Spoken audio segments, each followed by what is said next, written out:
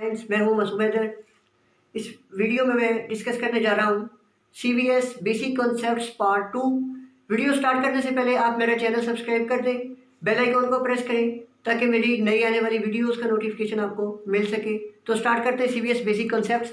अगर आप whole CVS पे ग्रिप करना चाहते हैं तो आप मेरी फर्स्ट वीडियो जो थी उसको लाजमी देखें। अब ये वीडियोज़ में मैं आपको बताने वाला हूँ कि ब्लड फ्लो और ब्लड प्रेशर रेगुलेशन कैसे होती है। तो स्टार्ट करते हैं। सर्कुलेशन बेसिकली क्या होती है? सर्कुलेशन के दौरान ब्लड फ्लो होता है, हार्ट से निकलता है और different parts of the body में जाता है। लेकिन इस सर्कुलेशन के फिनोमेना में होता क्या? बेसिकली ब्लड का फ्लो होता है। तो अब हमने ये देखना है कि ब्लड फ्लो पे कौन से फैक्टर डिटरमिन करते हैं ब्लड फ्लो को, कौन से फैक्टर हैं जो ब्लड फ्लो पे अफेक्ट करते हैं। ब्लड फ्लो इंक्रीज और डिक्रीज किन फैक्टर्स की वजह से होता है? तो ब्लड फ्लो को क्यू से रिप्रेजेंट किया जाता है। It is equal to delta p over r. अब यहाँ पे इंपॉर्टेंट चीज़ है, आपने याद रखनी। डेल्टा पी क्या होता है? It is the pressure difference. अब लेट्स सपोज यहाँ पे अगर ये हार्ट है, यहाँ से एओर्टा के थ्रू ब्लड पंप हो गया तो वेन्स के थ्रू ये वापस आएगा इन द राइट एट्रियम। ये देखिए, ये लेफ्ट हार्ट था, यहाँ से ब्लड पंप हुआ और आएगा किसमें? Mainly in the right heart में। तो ये प्रेशर कहाँ पे होता है? At the base of the aorta, यहाँ से लेके यहाँ तक लेफ्ट एट्रियम, यहाँ के दरमियान जितना प्रेशर का डिफरेंस होगा वो होगा ये डेल्टा पी। लेकिन मेनली नेक्स्ट आप इसको क्या रखेंगे? इस प्रेशर डिफरेंस को हम क्या कहते हैं? मेनली वो प्रेशर जो ब्लड फ्लो के लिए रिक्वायर होता है हमारी बॉडी में, उसको हम कहते हैं मीन आर्टेरियल प्रेशर, जो कि जनरल टर्म हम यूज़ करते हैं। तो आपने इसको अच्छे से याद रखना है। मीन आर्टेरियल प्रेशर का नाम होता है मैप। मैप इसको कहते हैं जनरली। तो मैप क्या होता है? Basically it is the diastolic pressure plus 1/3 of the pulse pressure. This is equal to the MAP. अब डायस्टोलिक पल्स प्रेशर क्या होता है? It is the difference of the systolic pressure minus diastolic pressure. तो यहाँ पे systolic 120 है, diastolic 80 है, तो कितना आ गया? 40 का 1/3 13 होगा। तो 80 हमारे पास था डायस्टोलिक प्रेशर। तो मैप कितना हो गया? 93 मिलीमीटर ऑफ एचडी। तो ये होता है 90 से 100 तक इसकी रेंज होती है। तो अब दूसरा फैक्टर जो ब्लड फ्लो को डिटरमिन करता है वो है रेजिस्टेंस। रेजिस्टेंस 3 चीज़ों पर डिपेंड करती है। Length of the vessel.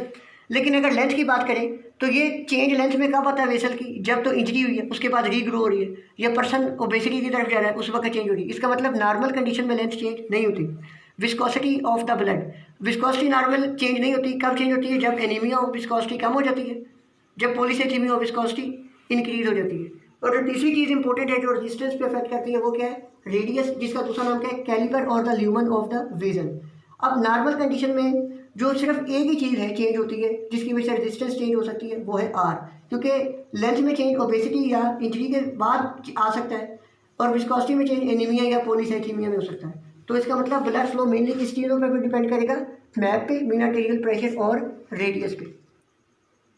अब मैं आपको बताने वाला हूँ कि ब्लड प्रेशर की बेसिक रेगुलेशन कैसी होती है।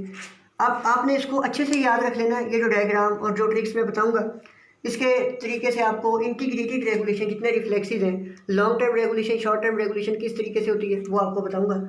तो ब्लड प्रेशर क्योंकि बेसिक फैक्टर है ब्लड फ्लो को कंट्रोल करने वाला, तो हम ब्लड प्रेशर की रेगुलेशन देख लेते हैं। ब्लड प्रेशर क्या होता है? बेसिकली कार्डिक आउटपुट को कहते हैं सिस्टोलिक ब्लड प्रेशर। तो ब्लड प्रेशर किस पे डिपेंड करता है? कार्डिक आउटपुट इंटू टीपीआर, ये दो डिटर्मिनेंट्स हैं। अब अगर कार्डिक आउटपुट आपको पता है किसके बराबर होती है? Stroke volume into heart rate. अगर मैं इसको सप्लीट करके लिखूँ तो अल्टीमेटली ब्लड प्रेशर क्या बन जाएगा? Stroke volume into heart rate into TPR. इसका मतलब 3 बेसिक फैक्टर हैं जिन पर ब्लड प्रेशर डिपेंड करता है: stroke volume, heart rate, TPR. अब यहाँ से ये डायग्राम को आप अच्छे से फोकस कर लें। जो टीपीआर वाला साइड है ये डिपेंड करती है आर्टीरियल साइड। ये सारी साइड कौन सी है? Arterial side. यहाँ पे जो ब्लड आ रहा है आर्टीरियल वेसल्स में जा रहा है। तो यहाँ की अगर जो है टीपीआर जो होती है, यहाँ पे जो ब्लड फ्लो कर रहा है बाहर हार्ट से, अगर इसको रेजिस्टेंस आ रही है आगे ब्लड फ्लो में, तो इसको इस साइड की सारी रेजिस्टेंस जो होगी, ये सारी रेजिस्टेंस, इसको हम कहते हैं टीपीआर या टोटल पेरिफेरल रेजिस्टेंस। और जो हार्ट रेट है इसका ताल्लुक डेफिनेटली हार्ट के साथ होगा। जब हार्ट के ऊपर कोई वेजो एक्टिव सब्सटेंस एक्ट करेगा जो कि हार्ट रेट को बढ़ाएगा, तो उसकी वजह से क्या होगा? अल्टीमेटली फिर भी क्या होगा? ब्लड प्रेशर बढ़ेगा। तीसरी चीज़ थी स्ट्रोक वॉल्यूम। इस सारी का ताल्लुक है किस साइड से? ये वीनस साइड के साथ। स्ट्रोक वॉल्यूम किन चीज़ों पे डिपेंड करता है? बेसिकली 3 चीज़ों पे। एक है प्रीलोड। प्रीलोड क्या होता है? मैंने आपको बताया था कि हार्ट के अंदर जो वॉल्यूम अकोमोडेट हो जाता है कॉन्ट्रैक्शन से पहले, ब्लड वॉल्यूम, वो जो लोड एक जनरेट करता है उसको कहते हैं प्रीलोड। प्रीलोड 3 बेसिकली किस पे डिपेंड करता है? एंड डायस्टोलिक वॉल्यूम पे। और एंड डायस्टोलिक वॉल्यूम बेसिकली दो चीज़ों पर डिपेंड करता है, एक होती है वीनो मोटर टोन और दूसरी चीज़ होती है blood volume.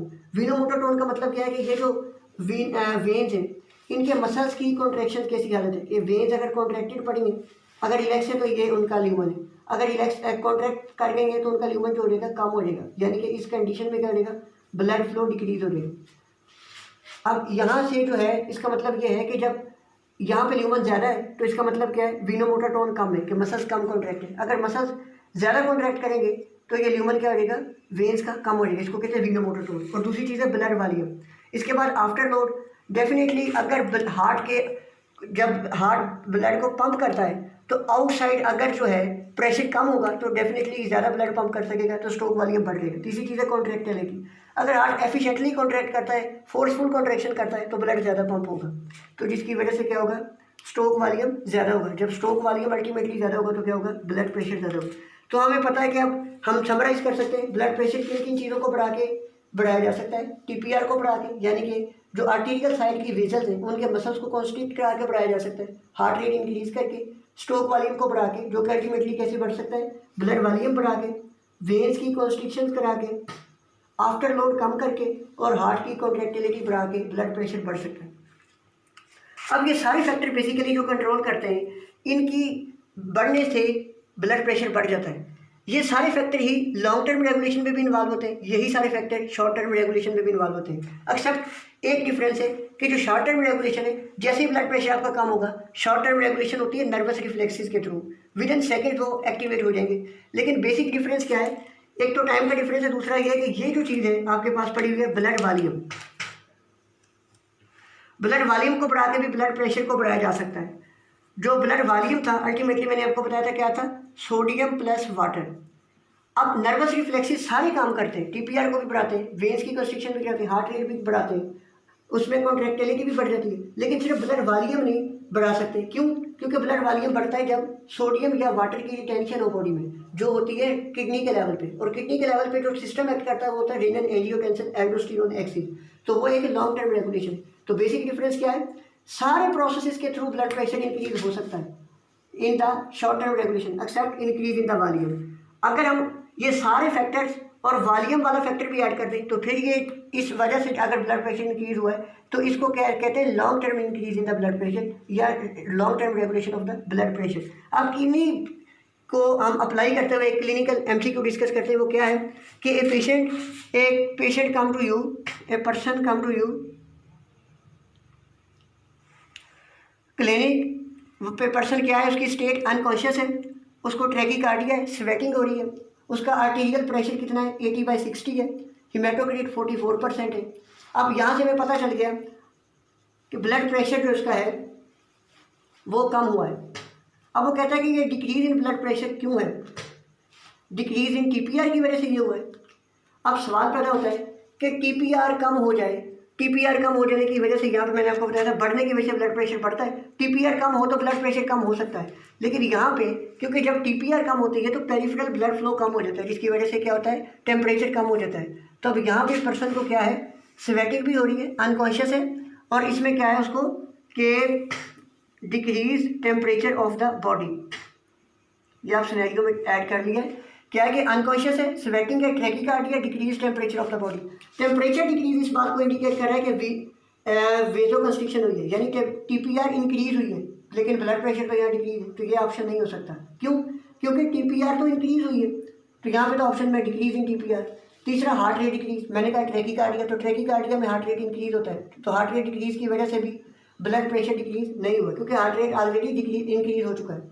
Decrease in the volume, अब यहाँ पे उसने कहा हीमेटोक्रिट उसका 44% है, जो ऑलमोस्ट नॉर्मल है, तो इसका मतलब ब्लड वॉल्यूम अप्रॉक्सीमेटली उसका जो है वो नॉर्मल है। तो ब्लड वॉल्यूम क्या अगर कुछ सीन होता तो हमें इस सिनेरियो में दिया होता कि आफ्टर डायरिया का पेशेंट था होता वो कोई, तो इस कंडीशन में हो सकता था कि ब्लड वॉल्यूम लॉस हो गया है, इस वजह से उसका ब्लड प्रेशर डिक्रीज हो गया। क्योंकि अब डायरिया का केस भी नहीं है तो फिर ब्लड प्रेशर क्यों डिक्रीज हुआ है, तो अब यहाँ पे ऑप्शन है वीना केवल ऑब्स्ट्रक्शन, तो ये हो सकता है। तो इसका मतलब क्या था कि अब ब्लड प्रेशर फिर भी डिक्रीज है। अब देखें यहाँ पे टीपीआर भी इंक्रीज है अकॉर्डिंग टू द सिनेरियो, क्योंकि उसने कहा था टीपीआर डिक्रीज है, क्योंकि अब बॉडी टेम्परेचर उसका डिक्रीज हुआ पड़ा है, इसका मतलब क्या है, टीपीआर इंक्रीज है।